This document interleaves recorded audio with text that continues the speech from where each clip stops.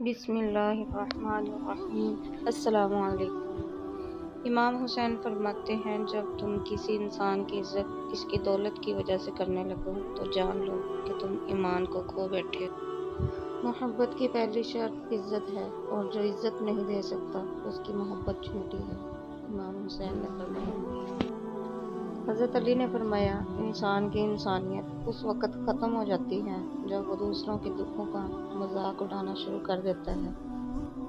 مولا علی نے فرمایا، نیت کتنی بھی اچھی ہو مگر دنیا آپ کو آپ کے دکھاوے سے جانتی ہے، اور دکھاوا کتنا ہی اچھا ہو مگر اللہ آپ کو آپ کی نیت سے اجر دیتا ہے۔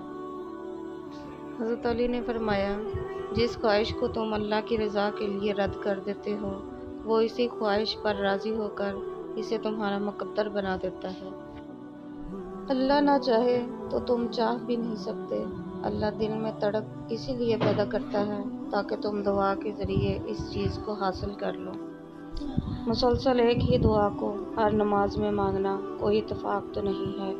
یقین رکھو، اگر اللہ دل سے دعا کا خیال نہیں نکالا تو پھر اس دعا کا پورا ہونا تمہارے نصیب میں لکھا جا چکا ہے۔ حضرت علی نے فرمایا، تمہارا ایک ہی رب ہے، پھر بھی تم اسے یاد نہیں کرتے، لیکن اس کے کتنے بندے ہیں، پھر بھی وہ تمہیں نہیں بھولتا۔ کان کے ریشے کے لیے مولی کا رس اور تلوں کا تیل ہم وزن لے کر ہلکی آنچ پر پکائیں، جب رس جل جائے تو تیل رہ جائے چھان کر بوتل میں محفوظ کر لیں۔